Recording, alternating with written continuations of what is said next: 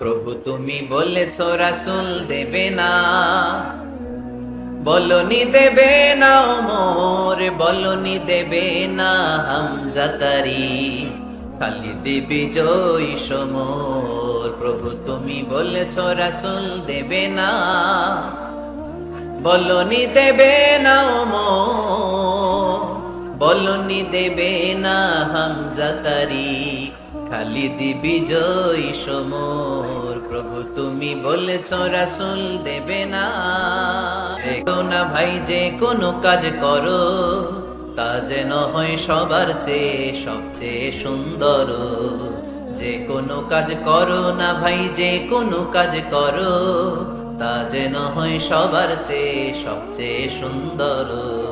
হোক না সেটা পড়া লেখা, রঙের ভাষায় ছবি আঁকা, হোক না সেটা পড়া লেখা, রঙের ভাষায় ছবি আঁকা, হোক না সেটা সামান্য কাজ কিংবা মহত্তর, তা যেন হয় সবার চেয়ে সবচেয়ে সুন্দর। যে কোনো কাজ করো না ভাই, যে কোনো কাজ করো, তা যেন হয় সবার চেয়ে সবচেয়ে সুন্দর। আমরা নিজের পায়ে দাঁড়াতে চাই, আমরা কিছু করে দেখাতে চাই, আমরা স্বাবলম্বী হতে চাই, পরিশ্রম করতে হবে। পরিশ্রমের কোনো বিকল্প নেই। there is no alternative way to struggle. Struggle তোমাকে করতেই হবে। কেউ তোমাকে তোমার জন্য স্পেস তৈরি করে দিবে না। এই পৃথিবীতে কেউ কাউকে জায়গা দেয় না, এই পৃথিবীতে এসে জায়গা করে নিতে হয়। চিৎকার দিয়ে বলো ঠিক কিনা? হুঙ্কার দিয়ে পৃথিবীবাসীকে জানিয়ে দিতে হয় আমি এসেছি। মায়ের পেট থেকে যখন আমরা বেরোই, আমরা কি বলি? ওয়াও ওয়াও বলে নিজের অস্তিত্বের জানান দেই যে আমি এসেছি, এই পৃথিবীতে আমি জায়গা করে নিতে এসেছি। Life is not a bed of roses. এই পৃথিবী ফুলের বিছানো সজ্জা নয়। এখানে কষ্ট করতে হবে, পরিশ্রম করতে হবে, ঘাম ঝরাতে হবে। পরিশ্রমের ঘামে যে লোনা পানি থাকে, ওই লোনা পানিতে জন্ম নেয় সফলতার বীজ। এজন্য পরিশ্রম করতে হবে। সব নবীরা পরিশ্রমী ছিলেন, সব নবীরা কাজ করেছেন। সূরা জুমার এই 10 নম্বর আয়াতে আল্লাহ তাআলা আমাদেরকে মোটিভেট করে শিখাতে চেয়েছেন যে স্বাবলম্বী হও, নিজের পায়ে দাঁড়াও, কাজের সময়ে কাজ, নামাজের সময়ে নামাজ। আজকে এই স্লোগানটা এই মাহফিলের শুরুতে, মাঝখানে, শেষে বারবার বলে আমরা মুখস্থ করে নিয়ে যাব। কাজের সময়, সবাই বলেন নাই তো? সবাই বললে তো এই প্যান্ডেল কাঁপতে শুরু করবে। কাজের সময় এইভাবে আওয়াজ করতে হবে, পারা যাবে? নামাজের সময়, কাজের সময়, নামাজের সময়, সিনেমা দেখার সময় দেখা যাবে না? কাজের সময়, নামাজের সময়, এটা মনে থাকবে? মুখস্থ করা যাবে তো? فَإِذَا قُضِيَتِ الصَّلَاةُ فَانتَشِرُوا فِي الْأَرْضِ وَابْتَغُوا مِنْ فَضْلِ اللَّهِ واذكروا الله كثيرا لعلكم تفلحون। সুবহানাল্লাহ পড়ে। আল্লাহ বললেন যখন তোমাদের নামাজ শেষ হয়ে যায়, ফাইদা কুদিয়াতিস সালাত, যখন সালাত শেষ হয়ে যায়, ফান্তাশিরু ফিল আরদি, জমিনে ছড়িয়ে পড়ো, ওয়াবতাগু মিন ফাদলিল্লাহ, আল্লাহর দেয়া ফজল তালাশ করো, রিজিক তালাশ করো, ওয়াযকুরুল্লাহ কাসীরান, আল্লাহর জিকির বেশি বেশি করো, লাআল্লাকুম তুফলিহুন, তোমাদেরকে সফল বানায়া দিবে কে? সিস্টেমটা খেয়াল করেন। ফাইদা কুদিয়াতিস সালাত, যখন সালাত শেষ, ফান্তাশিরু ফিল আরদ, when you are done with your salah, spread out to your workplace, তোমার কাজের জায়গায় চলে যাও। নাকি মসজিদে বসে থাকবেন? নামাজ শেষে কি করতে হবে? কাজের জায়গায় চলে যেতে হবে। এটা ইসলামের নিয়ম, এটা বিশ্বনবীর সুন্নাহ, এটা আল্লাহর দেয়া পদ্ধতি। ফাইদা কুদিয়াতিস সালাতু, যখন সালাত শেষ হয়ে যাবে, ফান্তাশিরু ফিল আরদ, জমিনে ছড়িয়ে পড়ো, ওয়াবতাগু মিন ফাদলিল্লাহ, আল্লাহর রিজিক তালাশ করো। জমিনের মধ্যে আল্লাহর ফাদাল আছে, রিজিক আছে, এই রিজিক গুলো তালাশ করো। মসজিদে বসে থাকলে এই ফদল বা রিজিক কি পাওয়া যাবে? যাবে না। মসজিদে ঢুকলে রহমত পাওয়া যায়। গাজীপুরের ভাইয়ের আওয়াজ তুলে বলেন, মসজিদে ঢুকলে কি পাওয়া যায়? এজন্য মসজিদে যখন আমরা ঢুকি, কোন পা দিয়ে ঢুকি?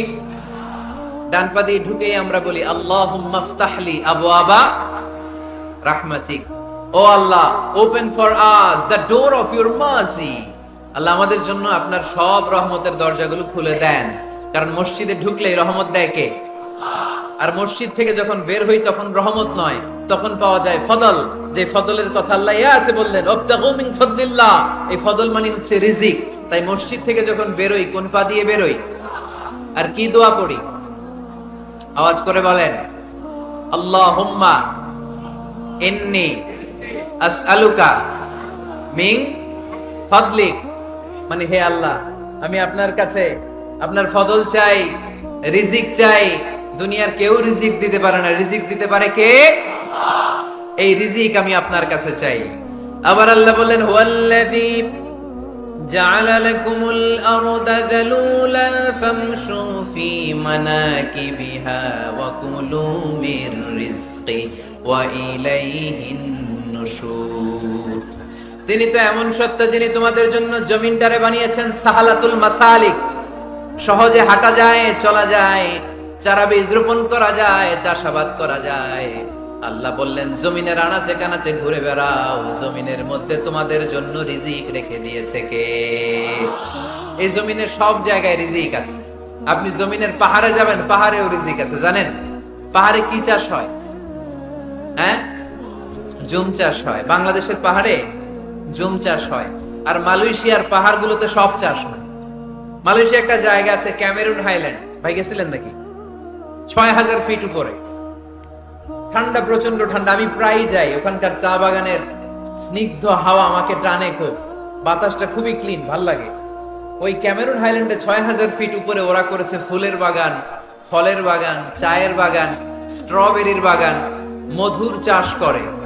আর এই ৬,০০০ ফিট উপরে এই ভেজিটেবলস আইটেম গুলো দিয়ে তারা পুরো মালয়েশিয়ার খাদ্যদ্রব্যের যত সংকট, সব সংকট তারা দূরীভূত করেছে। সুবহানাল্লাহ পড়েন। তো ওনারা পাহাড়ের উপর চাষ করে, আর আমরা সমতল জায়গায় চাষ করতে চাই না। চাষাবাদ করতে আমাদের লজ্জা লাগে। কি লাগে? যুবক ভাইয়েরা, কাজে কোনো লজ্জা নেই। কাজে কি নেই? পরিশ্রমে লজ্জা নেই। লজ্জা হচ্ছে অলসতায়, লজ্জা হচ্ছে অকর্মণ্যতায়। আমরা কাজ করে খেতে চাই, পরিশ্রম করে খেতে চাই। রাজি আছো সবাই? গার্ডেনিং করে, রুফ গার্ডেনিং মানে ছাদের, বাসার ছাদের উপরে কি সুন্দর পেঁপে গাছ, আম গাছ। আমি নিজে দেখেছি, নিজেরা খায়, আশেপাশের প্রতিবেশীদের সবাইকে দেয়, বাজারে বিক্রিও করে। নিউ আইডিয়া, রুফ গার্ডেনিং করো। তারপর একসাথে হাঁসের চাষ হয়, পানিতে হাঁসগুলো ভেসে বেড়ায়, আর নিচে মাছের চাষ হয়। এরকম অনেক যুবক আছে যারা এগুলো করে করে স্বাবলম্বী হয়েছে। আমরা এগুলো করতে চাই না, আমাদের লজ্জা লাগে। আমাদের হোটেলের মেসিয়ারি করতে লজ্জা লাগে, ছোট্ট ফুচকার দোকান দিতে আমাদের লজ্জা লাগে, কিন্তু বিশ্বনবীর ছাগল চড়াতে কোনো লজ্জা লাগতো না। কাজে কোনো লজ্জা আছে? লজ্জা কিসে তাইলে? অলসতায়। আওয়াজ করে বলো লজ্জা কিসে? অলসতা করা যাবে না। অলসতাকে আজকের প্রোগ্রাম থেকে আমরা না বলে দিব। আমরা অলসতাকে বলে দিব নো। অলসতাকে আমরা কি বলবো? নো। আমরা অলস হতে চাই না, আমরা খেতে খেতে চাই, ঘাম ঝরাতে চাই। পরিশ্রমের ঘামের লোনা পানিতে জন্ম নেয় সফলতার বীজ। আমরা সফল হতে চাই, ঠিক কিনা? এজন্য অলসতা করা যাবে না, কাজ করতে হবে। আল্লাহ রাসূল সাল্লাল্লাহু আলাইহি ওয়াসাল্লাম এবং সাহাবারা আমাদেরকে কাজের প্রতি উৎসাহিত করেছেন। সাইয়েদনা ওমর ফারুক রাদিয়াল্লাহু তাআলা আনহু, নাম শুনেছেন? কত নাম্বার খলিফা? সবাই বলেন। 1 নাম্বার খলিফার নাম কি? 2 নাম্বার খলিফার নাম? 3 নাম্বার? 4 নাম্বার? রিদওয়ানুল্লাহি তাআলা আলাইহিম আজমাইন। ওমর ফারুক সাধারণ কোন সাহাবী ছিলেন না, তিনি এমন সাহাবী ছিলেন, বিশ্বনবী সাল্লাল্লাহু আলাইহি ওয়াসাল্লাম বলেছেন আমার পরে কোনো নবীও নাই, রাসূলও নাই, তবে আমার পরে যদি কেউ নবী হতো আমার ওমর নবী হয়ে যেত। বিশ্বনবী বলছেন লা নবিয়্যা বা'দি ওয়ালা রাসূলা, আমার পরে কোনো নবী নাই, রাসূল নাই। লাউ কানা বা'দি নাবিয়্যুন লাকানা উমর, তবে আমার পরে যদি নবী হওয়ার কোয়ালিটি আমার কোন সাহাবীর মধ্যে থেকে থাকে, আমার উমরের মধ্যে সেই কোয়ালিটি আছে। প্রভু তুমি বলেছ রাসূল দেবে না, বলনি দেবে না ওমর, বলনি দেবে না হামজা তারিক, খালিদ বিজয়ী সমর। প্রভু তুমি বলেছ রাসূল দেবে না, বলনি দেবে না ওমর, বলনি দেবে না হামজা তারিক, খালিদ বিজয়ী সমর। প্রভু তুমি বলেছ রাসূল দেবে না। সুবহানাল্লাহ পড়েন। দ্বিতীয় খলিফার নাম কি ছিল? সবাই বলেন কি নাম? সাইয়েদনা ওমর ফারুক রাদিয়াল্লাহু তাআলা আনহু। উনারে মুনাফিকরা খুব ভয় পেত। কারা? মুনাফিক চিনেন তো? ভিতরে এক বাইরে আরেক, তার নাম? সবাই বলেন ভিতরে এক বাইরে আরেক, তার নাম মুনাফিক। ইউযহিরু খিলাফা মা ইউবতিন, আরবিতে কি বলে? ইউযহিরু খিলাফা মা ইউবতিন, প্রকাশ করে একটা ভিতরে আরেকটা। ভিতরে এক বাইরে আরেক, তার নাম? সবাই বলেন ভিতরে এক বাইরে আরেক, তার নাম? আমরা কি মুনাফিক হতে চাই? এরা যখন যে সুবিধাজনক অবস্থানে থাকে তখন তার সাথে থাকে। ডান দিকে যে বলে আপনি ভালো, আমি আপনার দলের লোক। বায়ে যে বলে আরে না এটা খারাপ, আপনি ভালো, আমি আপনার দলের লোক। এরকম আছে না নাই? যখন যে ক্ষমতায় তখন তারে তেল মারে। যেদিকে বৃষ্টি আর তুফান ওইদিকে ছাতা ধরে। আছে না নাই? বাংলাদেশে একটা গান চলছিল কিছুদিন, শুনতাম, মধু হই হই বিষ হাবাইলা। সূরাতুল মুনাফিকুনের তাফসীর বোঝানোর জন্য এটা আমার জন্য খুব সহজ ছিল। মধু হই হই বিষ হাবাইলা। বলে মধু, বলে কি? বাটির মধ্যে নিয়ে আসছে, বলে এটা মধু, বলে কি? আসলে এটা কি? জোরে বলেন। আমরা কি মুনাফিক হতে চাই? না। আমরা কি হতে চাই? মুনাফিকরা হচ্ছে এদিকেও যায় না আবার ওদিকেও যায় না। মুযাবযাবিন, they all the time long in dilemma, they don't know where to go, they don't know where to proceed, কোন দিকে যাবে জানে না, ডানেও না বায়েও না, নেহি এদার নেহি ওদার, দরমিয়ান মে সাদার বাদার। এরকম আছে না? না, উপর দিয়া ফিটফাট, ভিতর দিয়া সদরঘাট। সদরঘাট এখনো ফিটফাট হয় নাই। তো এই মুনাফিকের অবস্থা হচ্ছে উপরে ফিটফাট, ভিতরে সদরঘাট। আমরা কি মুনাফিক হতে চাই? কি হতে চাই? মুমিন হতে চাই। এই মুনাফিকের দলগুলো মদিনাতুল মুনাওয়ারাতে ওমরে ফারুককে খুব ভয় পেত। ওমরে ফারুককে দেখলে তারা থারথার করে কাঁপতো। শুধু মুনাফিকরাই নয়, খোদ ইবলিস শয়তানও সাইয়েদনা ওমরে ফারুককে দেখলে ভয় পেত। আমরা আমাদের ছেলে মেয়েদেরকে যদি খাবার না খায় আমরা কি বলি? আম্মু খাবার খাও। কি আসবে? ভূত আসবে, বিড়াল আসবে, বাঘ আসবে। আপনাদের ছোট্ট মেয়েটা যদি রাত্রে খেতে না চায় আপনারা লোকমা তুলে কি বলেন? এই তাড়াতাড়ি খাও, কি আসবে? ভূত, ভূত আসবে। তো মদিনার সমাজে মদিনার ছোট্ট কচি কাঁচা সোনারমণিরাও রাতে খেতে চাইতো না। মদিনাতুল মুনাওয়ারার মায়েরা রাত্রিবেলা খাবার নিয়ে বাচ্চাদেরকে বলতো, মা তাড়াতাড়ি খাও, হা হুয়া ইয়াতি উমর, ওই যে উমর আসতেছে, উমর ইসলামের দ্বিতীয় খলিফা। আশাদ্দুহুম ফি আমরিল্লাহি উমর, আল্লাহর জমিনে আল্লাহর দ্বীন বাস্তবায়নের জন্য সবচেয়ে শক্তিশালী ছিল ওমর। চিল্লায় পড়েন সুবহানাল্লাহ। এই ওমরে ফারুক রাদিয়াল্লাহু তাআলা আনহু যে রাস্তা দিয়ে হাঁটতো, শয়তান ওই রাস্তা রেখে দিয়ে অন্য রাস্তা দিয়ে হাঁটতো। মা সালাকা শাইতানু ফাজ্জান সালিকান ইল্লা সালাকা ফাজ্জান গায়রা ফাজ্জিক। বিষ্ণু বলছেন, ওমর, শয়তান তোমারে দেখে এত ভয় পায়, তুমি যে রাস্তা দিয়ে হাঁটো শয়তান তোমারে দেখলে ওই রাস্তা রেখে দিয়ে অন্য রাস্তা দিয়ে হাঁটে। চিল্লায় পড়েন সুবহানাল্লাহ আলাইহি ওয়াসাল্লাম। সাইয়েদনা ওমর ফারুক মসজিদে নববীর ইমাম। মসজিদে নববীর কি ইমাম? আপনারা শুনতেছেন? এই ছেলেরা বসে যাও, বসে যাও, বসে যাও, বসে যাও। সাইয়েদনা ওমর ফারুক মসজিদে নববীর ইমাম। এদিকে তাকান, আমার দিকে তাকান, আমার দিকে তাকান। উনি প্রত্যেক নামাজের ইমামতি করতে আসতেন মসজিদে নববীতে। জোহরের নামাজে ইমামতি করলেন। ইমামতি করে দেখলেন নামাজ শেষ, সবাই বের হয়ে চলে যায়। এটাই ইসলামের নিয়ম, ঠিক কি না? ফাইদা কুদিয়াতিস সালাতু ফান্তাশিরু ফিল আরদ ওয়াবতাগু মিন ফাদলিল্লাহ।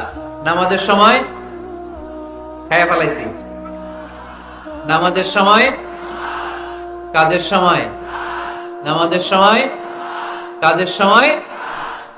ফাইদা কুদিয়াতিস সালাহ, যখন নামাজ শেষ হয়, ফান্তাশিরু ফিল আরদ, জমিনে ছড়িয়ে পড়ো। এটা ইসলামের আইন। তার মানে আল্লাহ বুঝাতে চাইলেন, নামাজের সময় মসজিদে চলে যাও।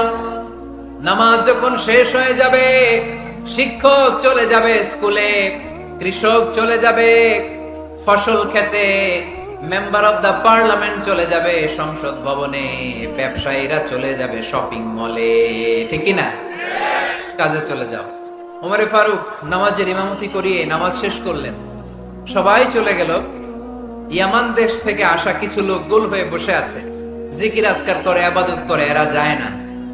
এরা কি করে না? যায় না। আসরের নামাজে সাইয়েদনা ওমর ফারুক রাদিয়াল্লাহু তাআলা আনহু নামাজের ইমামতি করলেন। নামাজ শেষ, সবাই চলে যায়, এরা যায় না। মাগরিবের নামাজের পরেও এরা যায় না। এশার সালাতের পরেও এরা যায় না। এশার পরে উনি ধরলেন, মা বালুকুম মা খাতবুকুম, হোয়াটস রং উইথ ইউ ম্যান? তোমাদের কি সমস্যা? জোহর, আসর, মাগরিব, এশা প্রত্যেক সালাতের পরে সবাই যার যার কাজে চলে যায়, তোমরা যে যাও না? বাড়ি কই? বলি ইয়ামান। তো বসে থাকো কেন?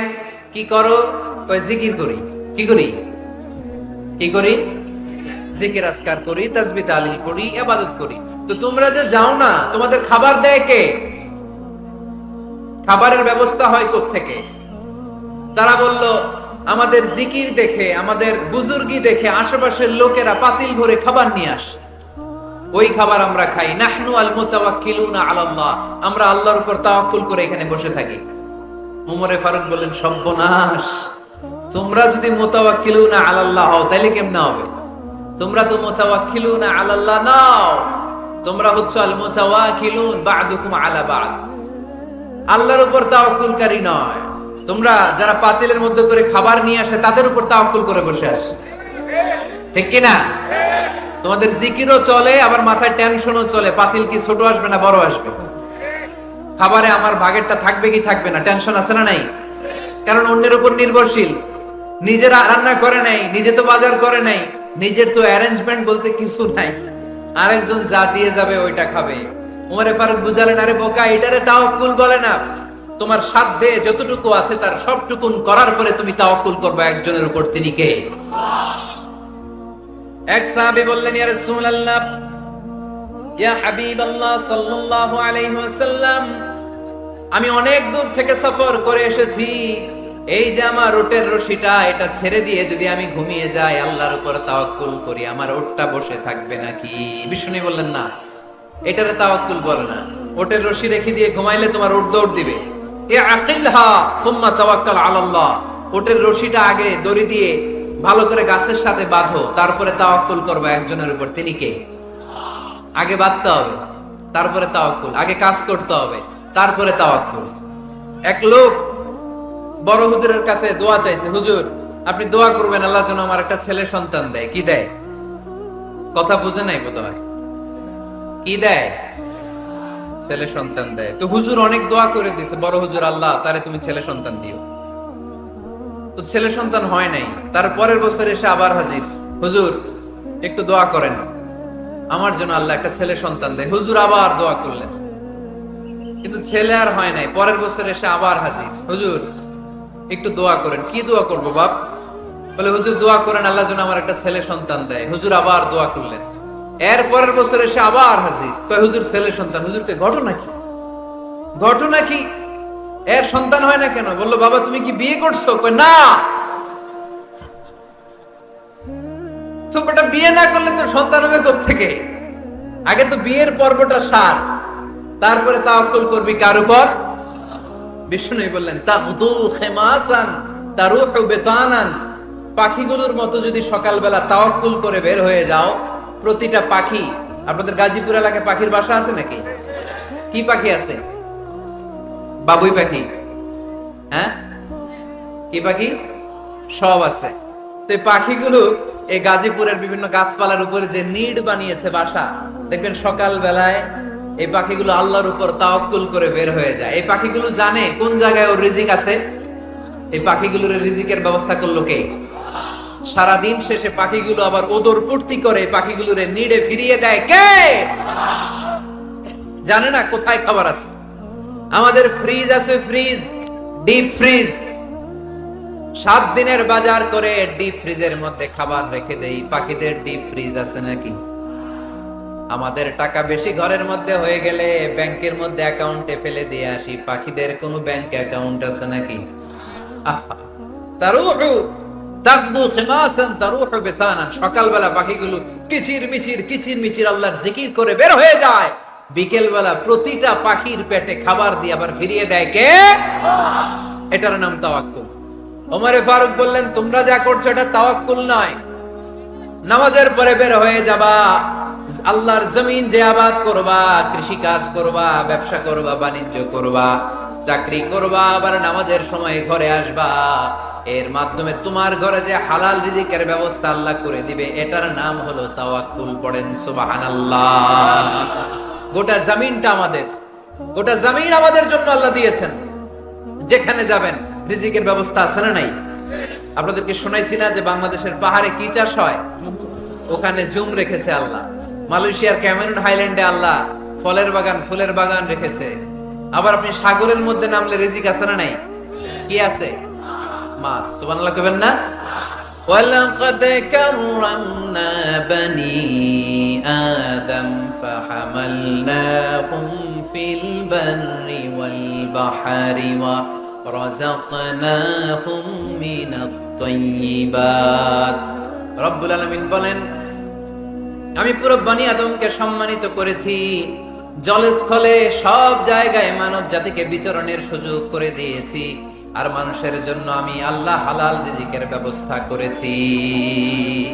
সুবহানাল্লাহ পড়েন। হালাল রিজিকের ব্যবস্থা আল্লাহ করেছেন। এজন্য everyone should be energetic, everyone should be active. আমাদেরকে অ্যাক্টিভ হতে হবে, এনার্জেটিক হতে হবে। শ্রম করে করে, কষ্ট করে করে আমাদেরকে আগাতে হবে। স্রষ্টা আমাদেরকে একটা যুদ্ধে ঠেলে দিয়েছেন, সংগ্রাম করে করে আমাদেরকে বেঁচে থাকতে হয়, ঠিক কিনা? এই জমিনে যখন আমরা এসেছি তখনই আমি সংগ্রাম করেছি। বিশ্বাস করেন, একজন স্বামীর 1 ফোঁটা বীর্যের মধ্যে যদি 20 কোটি শুক্রাণু না থাকে, কয় কোটি? আরো জোরে। 20 কোটি শুক্রাণু যদি না থাকে, 20 কোটি বা 2 কোটি শুক্রাণু যদি না থাকে, তাহলে ওই শুক্রাণু থেকে কোনো মানব সন্তান মায়ের পেটে জন্ম নেয় না। তাহলে চিন্তা করেন, ওই 20 কোটি শুক্রাণুর মধ্যে আমি একটা শুক্রাণু, ঠিক কিনা?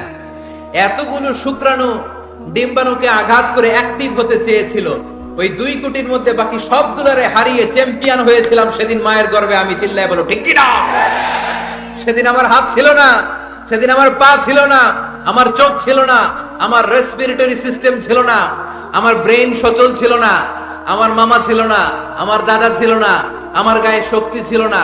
ওই কঠিন পরীক্ষায় যদি 2 কোটি কম্পিটিটরকে আমি হারিয়ে বিজয় লাভ করতে পারি, এই জমিনের বুকেও আমার কেউ হারাতে পারবে না। চিল্লায় বলো ঠিক কিনা? আমরা এসেছি বিশ্বকে জয় করার জন্য, জয় করার জন্য। আবার যখন মায়ের পেট থেকে বের হই, তখনও আমাকে সংগ্রাম করে বেরোতে হয়। এইখানে তোমরা আমার ছোট্ট সোনামণিরা সিজারে হইছো কারা কারা? দেখি সিজারে, যে হুজুর আমি সিজারে পৃথিবীতে এসেছি। হাত তোলো। কয়েকজন হাত তুলছে, মাশাআল্লাহ। ঠিক আছে, অসুবিধা নেই, হাত নামাও। এটা একটা প্রাকৃতিক নিয়ম। মায়ের পেট থেকে পৃথিবীতে আমরা এভাবে আসি। কেউ প্রাকৃতিক পদ্ধতিতে আসি, কেউ সিজারে আসি। যারা সিজারে আসছে তারা এই কষ্টটা সহ্য করে নাই, তাদের অন্য ধরনের স্ট্রাগল পৃথিবীতে আসার পরে। কিন্তু আমরা যারা নরমাল প্রসেসে এসেছি, সেই সময়টার কথা খেয়াল করেন। আমাদের দেহের সাইজ অনেক বড়, আমাদের ওজন অনেক বেশি, কিন্তু আমাদের মায়ের যেই অঙ্গটা দিয়ে আমরা পৃথিবীতে এসেছি, ওই জায়গাটা বড় সরু। খুব ছোট্ট একটা জায়গা দিয়ে এই বিশাল দেহ নিয়ে আমাকে সংগ্রাম করে আসতে হয়েছে, ঠিক কিনা? এবং এটা ল্যাবরেটরিক্যালি প্রুভড, সায়েন্টিফিক্যালি অ্যাটাস্টেড যে এটা একজন বাচ্চার জন্য, নবজাতক নিউ বর্ন বেবির জন্য খুবই স্বাস্থ্যকর, খুবই হেলদি। কারণ এই ছোট্ট জায়গাটা দিয়ে, মায়ের ওই ছোট্ট অঙ্গ দিয়ে আমরা যে পৃথিবীতে আসি, আমাদেরকে একটা চাপ সহ্য করতে হয়। ওই চাপের কারণে আমার নাকের ভেতরে, কানের ভেতরে যে ধরনের দূষিত গ্লিসারিন আছে, পদার্থ আছে, এগুলো সব বের হয়ে যায়। আর এই প্রচন্ড চাপটা আমাদের দেহটাকে কর্ম সহিষ্ণু হয়ে গড়ে তুলতে সাহায্য করে। কোন সুবহানাল্লাহ। নিয়ে আসেন এখানে, নিয়ে আসেন শেষের দিকে। এফিডেভিট নেই, পরে হবে। তাহলে আপনারা দায়িত্ব নিয়ে এফিডেভিট করবেন, শুধু শাহাদা করবে আমার হাতে। ঠিক আছে, ফাইন। সেই দিন আমরা স্ট্রাগল করে পৃথিবীর বুকে এসেছিলাম। যেদিন মায়ের পেট থেকে যুদ্ধ করে আমাকে পৃথিবীতে আসতে হয়েছে, ওই দিন আমার কান ছিল? এখনকার মতো কানের শক্তি ছিল? এখন যে হাতে শক্তি, ওই শক্তি ছিল? ওই কঠিন পরিস্থিতিতে যদি আমি সংগ্রাম করে টিকে থাকতে পারি, বর্তমান সময়ে আমাদেরকে কেউ আটকায় রাখতে পারবে না, পারবে না। ইন্নাকা কাদিহুন ইলা রাব্বিকা কাদহান ফামুলাকি। আল্লাহ বললেন, ও বনি আদম, তোমাকে কষ্ট করতে করতে আমার কাছে আসতে হবে। আবার আল্লাহ বললেন, লাকাদ খালাকনাল ইনসানা ফি কাবাদ। আমি বনি আদমকে, দুনিয়ার সবগুলো মানুষকে কর্মসহিষ্ণু করে তৈরি করেছি। সুবহানাল্লাহ বলেন। কর্মসহিষ্ণু।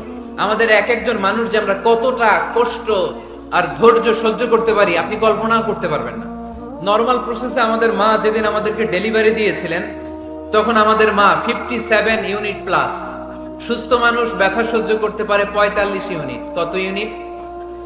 কিন্তু আমাদের মা যেদিন আমাদেরকে দুনিয়ার বুকে এনেছিলেন, সেদিন আমার মা, আপনার মা ব্যথা সহ্য করেছিল 57 ইউনিট প্লাস, 57 ইউনিটেরও বেশি। এই ব্যথাটা সাধারণ কোনো ব্যথা নয়। একটা অ্যাক্সিডেন্টে আপনার দেহের 20টা হাড় বা হাড়টি ভেঙে গেলে যত ব্যথা, তার চেয়েও বেশি ব্যথা আমার মা সহ্য করেছিলেন। আমার মাকে ওই দিন এই ব্যথাগুলো সহ্য করার তৌফিক দিয়েছিলেন কে? আল্লাহ। তাহলে কি পরিমাণে কষ্ট সহিষ্ণুতা আর কর্ম সহিষ্ণুতা নিয়ে যে আমরা জন্মাই, আমাদের কোনো ধারণাই নাই। এজন্য আমি প্রায় বলি, ছেলে মেয়েদেরকে, সন্তানকে ননির পুতুল করে গড়ে তুলবেন না। ছেলে মেয়েদেরকে কষ্ট সহিষ্ণু করে গড়ে তোলেন। প্রতিকূল পরিবেশে কি করে নিজের অস্তিত্ব জানান দিতে হয়, এমন করে আমরা আমাদের মুসলমান সন্তানদেরকে গড়ে তুলবো। চিল্লায় বলেন ঠিক কিনা? লাকাদ খালাকনাল ইনসানা ফি কাবাদ। আমি মানুষকে দুঃখ কষ্টের মধ্যে তৈরি করেছি। আমরা বলছিলাম কাজের সময়, আরো জোরে বলতে হবে, কাজের সময়, নামাজের সময়, আর ভরসা করতে হবে একজনের উপর। তিনি কে? কাজে কোনো লজ্জা আছে? লজ্জা কিসে? অলসতায়। আমরা অলস হতে চাই না। রাসূল বাত্তালে দুক্কানু শয়তান। অলস মস্তিষ্ক শয়তানের আড্ডাখানা। আমরা নিজের পায়ে দাঁড়াতে চাই, আমরা স্বাবলম্বী হতে চাই, আমরা সাস্টেইনেবল ডেভেলপমেন্ট গোলের পক্ষে, আমরা মিলেনিয়াম ডেভেলপমেন্ট গোলের পক্ষে, আমরা বাংলাদেশকে উন্নতির শিখরে নিয়ে যাওয়ার পক্ষে। চিল্লায় বলেন ঠিক কিনা? আমরা আগে দুনিয়ার কল্যাণ চাই, এটা ইসলামের নিয়ম। আগে কি আখেরাত চাই না আগে দুনিয়া চাই? জোরে বলেন। আরে দুনিয়াতে ভালো থাকলেই তো আখেরাতে ভালো থাকবেন। এজন্য আল্লাহ আমাদেরকে শিখালেন, পড়ো রাব্বানা আতিনা ফিদ দুনিয়া হাসানাহ ওয়া ফিল আখিরাতি হাসানাহ ওয়া কিনা আযাবান নার। আয় আমাদের রব, এই দুনিয়ার বুকে আপনি আমাদেরকে কল্যাণ দেন, আখিরাতের বুকে আপনি আমাদেরকে কল্যাণ দেন, আগুনের শাস্তি থেকে আল্লাহ আপনি আমাদেরকে বাঁচিয়ে দেন। পড়ে না আমিন।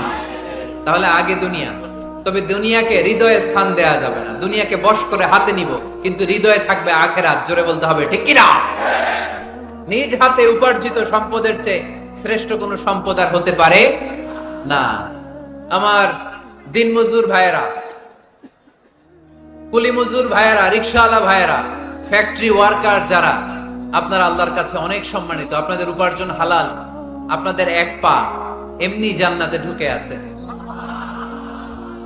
এখন শুধু এক পা ঢুকাইলে চলবে? পা কয়টা? আরেকটা ঢুকানোর দরকার আছে না নাই? আপনাদের উপার্জন হালাল। আপনারা 5 ওয়াক্ত সালাত পড়বেন, মানুষের হক নষ্ট করবেন না, আব্বা আম্মার দোয়া নিবেন, দ্বিতীয় পাটাও জান্নাতে ঢুকায় দিবে কে? মা আকালা আহাদুন তুআমান কাত্তু খায়রুম মিন আইয়াকুলা মিন আমালি ইয়াদিহি। নিজের হাতে উপার্জিত সম্পদের চেয়ে, খাবারের চেয়ে শ্রেষ্ঠ সম্পদ আর হতে পারে? আমার রিকশাওয়ালা ভাই, তার উপার্জন হালাল না হারাম? আমার কুলি মজুর ভাই, উপার্জন হালাল না হারাম? মাথার ঘাম পায়ে ফেলে ফ্যাক্টরি ওয়ার্কাররা যে বেতনটা পায় এটা হালাল না হারাম? তাদের দোয়াকে কবুল করে নিবে কে? এজন্য যুবক ভাইরা, never under estimate any job. কোন জবকে, কোন চাকরিকে ছোট করে দেখার সুযোগ নাই। কারণ আমার উপার্জন হালাল হলেই ওই হালাল উপার্জনে বরকত দিবে কে? Whether it's the small or big, you don't care. এটা তোমার কেয়ার করার দরকার নাই। চাকরি পেলেই একটা ঢুকে যাবা, চাকরি পেলেই ঢুকে যাবা। কারণ আমাদের চাকরির বাজার মন্দা। আমাদের বাংলাদেশ, ভারতে কোন একটা চাকরির জন্য চেয়েছে 8 পাস, ওইখানে অ্যাপ্লাই করে ডক্টরেট ডিগ্রি দাঁড়িয়ে আসে না নাই? এত কষ্ট করে চাকরি পাওয়া পৃথিবীর কোথাও লাগে না। কারণ আমাদের পপুলেশন বেশি, তাই চাকরির জন্য আমাদের বসে থাকা লাগবে না। আমাদেরকে উদ্যোক্তা হতে হবে, আমাদের এন্টারপ্রেনার হতে হবে। শুরুতে যেটা বলেছিলাম, আমাদের আইডিয়াকে কাজে লাগাতে হবে, ঠিক কিনা? আর যাই করব আমরা ভালোভাবে করব। ভালোভাবে করলে ওই কাজে বরকত দেয় কে? ভালোভাবে করার জন্য আল্লাহ তাআলা সূরাতুল মুলকে আমাদেরকে গাইডলাইন দিয়েছেন। রব্বুল আলামিন বলেন, আল্লাযী খালাকাল মাউতা ওয়াল হায়াতা লিয়াবলুয়াকুম আইয়ুকুম আহসানু আমালা। তিনি এমন সত্তা, যিনি তোমাদের তৈরি করেছেন, জীবন আর মৃত্যুকে তৈরি করেছেন এই জিনিসটা পরীক্ষা করবার জন্য। তোমাদের মধ্য থেকে কে ভালোভাবে কাজ করে? সুবহানাল্লাহ। কে বেশি আমল করে, আল্লাহ এটা বলছে, নাকি কে ভালো আমল করে? কথা কি বুঝতেছেন? যদি বেশি আমল করার কথা আল্লাহ বলতো, তাহলে এই আয়াতটা হতো লিয়াবলুয়াকুম আইয়ুকুম আকসারু আমালা। কিন্তু আল্লাহ কি এই আয়াতে আকসারু আমালা বলেছে? আলেম যারা আছেন তারা আমার সাথে সাথে বলেন, আল্লাহ কি আকসারু আমালা বলেছে? আল্লাহ কি বলেছে? লিয়াবলুয়াকুম আইয়ুকুম আহসানু আমালা। কে ভালো করে কাজ করে উইথ প্রফেশনালিজম। আপনি যেটাই করেন না কেন, আপনাকে প্রফেশনালিজমের সাথে করতে হবে, তাহলে ওই কাজে বরকত দিবে কে? ছোট হোক বড় হোক, এটা কোনো সমস্যা? যাই করি না কেন কিভাবে করব? ভালোভাবে। আওয়াজ করে বলেন, কিভাবে করব? যে না ভাই, যে কোনো কাজ করো তা যেন হয় সবার চেয়ে সবচেয়ে সুন্দর। যে কোনো কাজ করো না ভাই, যে কোনো কাজ করো তা যেন হয় সবার চেয়ে সবচেয়ে সুন্দর।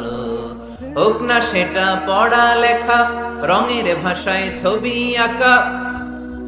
হোক না সেটা পড়া লেখা, রঙের ভাষায় ছবি আঁকা।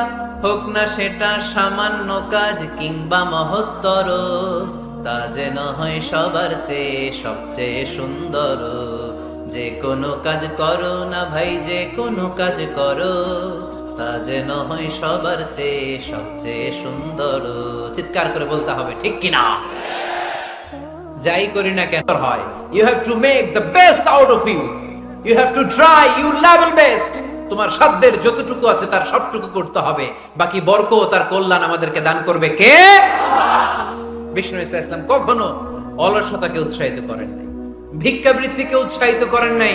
তিনি পরিশ্রমকে এপ্রিশিয়েট করেছেন। এক সাহাবী রাদিয়াল্লাহু তাআলা আনহু এসে বললেন, ইয়া রাসূলুল্লাহ, আমাকে কিছু দান করেন। আ'তিনি শাইআন। বিষ্ণু বললেন, তুমি ভিক্ষা করো, তোমার ঘরে কিছু নাই? সাহাবী বললেন, লা ইয়া রাসূলুল্লাহ, কিছু নাই। বিষ্ণু ঈসা ইসলাম আবার প্রশ্ন করলেন, কিছুই নাই? সে বলল, হ্যাঁ আছে। কি আছে? একটা জামা আছে, জামা, আর আছে একটা পানি খাওয়ার জগ। দুইটা জিনিস আছে, একটা কি আর একটা পানি খাওয়ার জগ। বিষ্ণু বললেন, দুইটা নিয়ে আস। সাহাবী রাদিয়াল্লাহু তাআলা আনহু জামার জগ নিয়ে এসে বিষ্ণু ঈসা ইসলামের হাতে দিলেন। বিষ্ণুনবী জামার জগটা ধরে বললেন, মাইয়াশতারি হাযাইন। কে আছো আমার সাহাবীদের মধ্যে এই দুইটা জিনিস কিনতে চাও? এক সাহাবী দাঁড়িয়ে বললেন, ইয়া রাসূলুল্লাহ, ইয়া হাবিবাল্লাহ, আনা আশতারিহিমা বিদিরহাম। এই দুইটা জিনিস, একটা জামা, একটা পানি খাওয়ার জগ, আমি 1 দিরহাম দিয়ে কিনে নিতে চাই। পড়েন সুবহানাল্লাহ। বিশ্বনবী বললেন, 1 দিরহাম তো কম হয়ে যায়, 1 দিরহামের চেয়ে বেশি দিয়ে কেনার মতো যদি কেউ থাকে একটু হাত তোলো। মাইয়াজিদু আলা যালিক, এর চেয়ে বেশি দাম দিয়ে কেনার মতো কেউ আছো নাকি? আরেক সাহাবী হাত তুলে বললেন, ইয়া রাসূলুল্লাহ, ইয়া হাবিবাল্লাহ, আশতারিহিমা বিদিরহামাইন। আমি 1 দিরহাম নয়, আপনার সম্মানে 2 দিরহাম দিয়ে জিনিসগুলো কিনে নিতে চাই। 2 দিরহাম। বিষ্ণু বললেন ওকে ফাইন ডান, 2 দিরহামে বিক্রি হয়ে যাবে। দিয়ে দেওয়া হলো। 2 দিরহাম নিয়ে বিষ্ণু ইসলাম ওই আগন্তুক ভিক্ষুক সাহাবীর হাতে দিয়ে বললেন, যাও 1 দিরহাম দিয়ে তোমার পরিবার পরিজনদের জন্য খাবার কিনে নিয়ে যাও, আর 1 দিরহাম দিয়ে একটা কুঠার কিনে নিয়ে আসো। কি কিনে নিয়ে আসো? সবাই বলেন। কুঠার চিনেন আপনারা? কুঠার দিয়ে কি করে? গাছ কাটে। ওই সাহাবী আর 1 দিরহাম দিয়ে একটা কুঠার কিনে নিয়ে আসলেন। বিশ্বনবী সাল্লাল্লাহু আলাইহি ওয়াসাল্লাম নিজ হাতে ওই কুঠারের একটা হাতল লাগায় দিলেন। সুবহানাল্লাহ পড়তে পারলেন না মজা করে? হাতল ছাড়া কুঠার ধরা যায়? ধরা যায় না। বিশ্বনবী কাঠের একটা হাতল লাগায় দিলেন। এই হাতলটা দিয়ে বিশ্বনবী বললেন, try to imagine the attitude of the last messenger Muhammad sallallahu. He changed the world for the better and made us better creature. তার নাম কি? সাল্লাল্লাহু আলাইহি ওয়াসাল্লাম। বিশ্বনবী নিজ হাতে ওই সাহাবীর কুঠারের ভেতরে একটা হাতল লাগায় দিলেন। তিনি হাতল লাগায় দিলেন আর বললেন, যাও, গায়ে শক্তি আছে, তাগড়া যুবক, এই কুঠার নিয়ে জঙ্গলে যাও। জঙ্গলে যে কাঠ কাটো, লাকড়ি বানাও, বাজারে যে বিক্রি করো। লা ইয়াহতাতিবা আহাদুকুম হাজমাতান ফি যাহরিহি খায়রুম মিন আই ইয়াসআলা আহাদান ফায়ু'তিয়াহু আও ইয়ামনাহু। যাদের গায়ে জোর আছে, শক্তি আছে, পরিশ্রম করে লাকড়ির বোঝা পিঠে নিয়ে বাজারে বিক্রি করা অনেক ভালো কারো কাছে হাত পাতার চেয়ে। কারণ তুমি হাত পাতলে লোকজন তোমার দিতেও পারে, নাও দিতে পারে, কিন্তু পরিশ্রম কখনো বৃথা যায় না। What is the moral of the story? রাসূল সাল্লাল্লাহু আলাইহি ওয়াসাল্লামের এই প্রফেটিক স্টোরি থেকে আমাদের শিক্ষা কি? বিশ্বনবী বললেন, যাও কাঠ কেটে নিয়ে আসো। লা উরিদু আন আরাকা 15 আইয়াম। সামনের 15 দিন আমি যেন আমার চোখ দিয়ে তোমার আমার আশেপাশে ঘুরঘুর করতে না দেখি।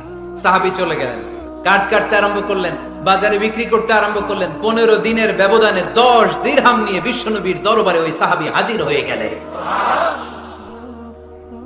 10 দিরহাম নিয়ে হাজির হয়ে গেলেন। এসে বললেন, ইয়া রাসূলুল্লাহ, ইয়া হাবিবাল্লাহ, আমি আর দরিদ্র নাই, আমি আর ভিক্ষা করি না, আমি নিজের পায়ে দাঁড়িয়েছি, আমি স্বাবলম্বী হয়েছি, আমি অন্যান্য খেটে খাওয়া মানুষের মতো এখন উপার্জন করে আমার ফ্যামিলির চাহিদা মিটাই। পড়েন সুবহানাল্লাহ। What is the moral of the story?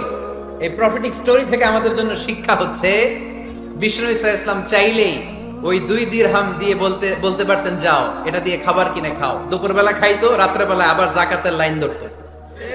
কথা কন? তার মানে বিষ্ণু ঈসা ইসলাম কাজের প্রতি উৎসাহিত করেছেন। 2 নাম্বার লেসন বা শিক্ষা হচ্ছে, বিশ্বনবী সাল্লাল্লাহু আলাইহি ওয়াসাল্লাম পার্মানেন্ট সলিউশন করে দিয়েছেন, স্থায়ী সমাধান। ঠিক কিনা? আমরা প্রায় যাকাতের শাড়ি দেই, লুঙ্গি দেই, আছে না নাই? আলহামদুলিল্লাহ আপনাদের গাজীপুরে বোধহয় এগুলো নাইটাই, এখানে নাই, আছে? যদি থেকে থাকে এই ট্র্যাডিশন আপনারা বন্ধ করবেন। যাকাতের শাড়ি বলতে কোনো শাড়ি নাই, যাকাতের লুঙ্গি বলতে কোনো লুঙ্গি নাই। কারণ যাকাতের শাড়ি আর যাকাতের লুঙ্গি যদি আপনি বিতরণ করেন আর সামান্য সয়াবিন তেল আর চাল ডাল যদি আপনি প্যাকেট করে দিয়ে দেন, তাহলে 1 মাস পরে আবার যে সে আরেক জায়গায় যাকাতের লাইনে দাঁড় হয়ে যাবে। চিল্লা এখন ঠিক কিনা? এজন্য আপনাকে পার্মানেন্ট সলিউশনের ব্যবস্থা করতে হবে। আমি সব জায়গায় বলি যে প্রতিটি জেলার বিজনেস ম্যাগনেট যারা আছেন তারা সবাই মিলে একটা যাকাত ম্যানেজমেন্ট প্ল্যাটফর্ম গড়ে তুলুন। সেখান থেকে এমন ভাবে যাকাত দিন যাতে মানুষ স্বাবলম্বী হতে পারে। স্বাবলম্বী বানানোর জন্য, দারিদ্র বিমোচনের জন্য যাকাত এসেছে, যাকাতের শাড়ি লুঙ্গি বিতরণের জন্য নয়। আর যাকাতের শাড়ি এত পাতলা, মশারি কি পাতলা, এর চেয়েও পাতলা। দেখছেন কখনো? এটারে একবার ধোয়ার পরে দ্বিতীয়বার পরা যায় না। একবার ধোয়ার পরে শাড়ির দিকে তাকাইলে শাড়ি আমনের দিকে বেশকি মেরা থাকবে। কথা বলেন ঠিক কিনা? শুধু শ্রমিকদের অধিকারের কথা বক্তব্যের মধ্যে সীমাবদ্ধ রাখেন নাই, ওনার ব্যক্তিগত জীবনেও এগুলো পাবেন। বিশ্বনবী সাল্লাল্লাহু আলাইহি সাল্লামের অ্যাপয়েন্ট করা শ্রমিক, ওনার দাস, ওনার কর্মচারী সাহাবীর নাম ছিল আনাস রাদিয়াল্লাহু তাআলা আনহু। কি নাম ছিল? উনি বিশ্বনবীর ব্যাপারে কি কমেন্টস করছে আমরা শুনে আজকের আলোচনার ইতি টানবো। আওয়াজ করে পড়তে হবে ইনশাআল্লাহ। সাধারণত কর্মচারীরা মালিকের বিরুদ্ধে ভালো কথা বলে, ইল্লা মাশাআল্লাহ। অনেক মালিক আছে অনেক ভালো, তাদের ব্যাপারে আবার ভালো বলে। সাধারণত কারো ব্যাপারে যদি আপনি তথ্য নিতে চান, আপনি তার ওয়াইফের কাছ থেকে তথ্য নেন। তার কর্মচারীর কাছ থেকে নেন, তার বাড়ির দারোয়ান থেকে নেন, তার ঘরের কাজের মহিলার কাছ থেকে নেন, তার ড্রাইভারের কাছ থেকে নেন, তাহলেই তার ব্যাপারে আসল সব তথ্য বের হয়ে আসবে। দেখুন বিশ্বনবীর কর্মচারী বিশ্বনবীর ব্যাপারে কি বলে। সাহাবীর নাম সবাই বলতে হবে, সাহাবীর নাম রাদিয়াল্লাহু তাআলা আনহু। উনি বললেন বিশ্বনবী যখন মক্কা থেকে মদিনায় হিজরত করলেন, হাজার হাজার মদিনাবাসী বিশ্বনবীর সাথে দেখা করতে গেল। যারাই দেখা করে সবাই বিশ্বনবীর হাতে কিছু না কিছু হাদিয়া দেয়। যারাই দেখা করে হাতে করে বিশ্বনবীর হাতে কিছু না কিছু দিয়ে দেয়। সুবহানাল্লাহ পড়ে। তাহাদাও তাহাব্বু, একে অপরকে হাদিয়া দিবেন, মহব্বত বাড়ায় দিবে কে? হাজবেন্ড স্ত্রীকে গিফট করবেন, স্ত্রী আবার হাজবেন্ডকে গিফট করবেন, বন্ধু বন্ধুকে গিফট করবেন, গার্লফ্রেন্ড আবার বয়ফ্রেন্ডের গিফট করতে যায় না। তাহলে ভেজাল আছে না নাই? চেক এন্ড ব্যালেন্স করতে হবে। আমি প্রায় বলি ভালোবাসবেন জায়গা মতো, স্ত্রীকে ভালোবাসলেও সওয়াব আছে না নাই? স্ত্রীর সাথে অন্তরঙ্গ সময় কাটালেও সওয়াব আছে না নাই? কিন্তু এই সময় যদি শালীর সাথে কাটান, ঝামেলা আছে না নাই? ভাবির সাথে কাটালে ভেজাল আছে না নাই? যারাই বিশ্বনবীর সাথে দেখা করে সবাই বিশ্বনবীর হাদিয়া দেয়। সাইয়েদনা আনাস রাদিয়াল্লাহু তাআলা আনহু বর্ণনা করেন, আমার আম্মা যেন দেখা করতে আসলেন আমাকে নিয়ে, আমি ছোট্ট আনাস। আমার আম্মা জান দেখলেন লাম ইউবকি রাজুলুন ওয়া ইমরাআতুন মিনাল আনসার ইল্লা আতহাফাকা বিতুহফাতিন ইয়া রাসূলুল্লাহ। আমার আম্মা এসে বলে, ও রাসূলুল্লাহ, মদিনার যারাই আপনার সাথে দেখা করতে আসলো সবাই এসে আপনারে হাদিয়া দেয়। ওয়া ইন্নী লা আকদিরু আলা মা উতহিফুকা বিহি। ও নবী, আমার তেমন কোনো সাধ্য নাই যে আমি আপনারে হাদিয়া দেব, আমার কাছে কোনো টাকা পয়সা নাই। ছোট্ট ছেলে আনাস রে নিয়ে এসে বলল, ইয়া রাসূলুল্লাহ, মদিনার সব লোকের আপনার সাথে দেখা করে আর হাদিয়া দেয়, আমি গরিব মানুষ, আমি আপনারে কি হাদিয়া দেব গো নবী? আমার তো হাদিয়া দেওয়ার মতো কিচ্ছু নাই। ইল্লা ইবনি হাদা, আমার নাড়ছেরা ধন, আমার কলিজার টুকরা সন্তান এই আনাস ছাড়া আমি আমার কলিজার টুকরা সন্তান আনাস রেই আপনারে হাদিয়া দিয়ে দিলাম। খুদ হাদা ইয়া রাসূলুল্লাহ, আমার সন্তান আনাসকে আপনি নেন। ইয়াখদুমুক মা বাদালাক, সে যদ্দুর পারে আপনারে খেদমত করবে। সাইয়েদনা আনাস বলেন, সেদিন থেকে আমি বিশ্বনবীর খাদেম। কি আর খেদমত করব, নবীর মেসওয়াক এনে দেই, জামা এনে দেই।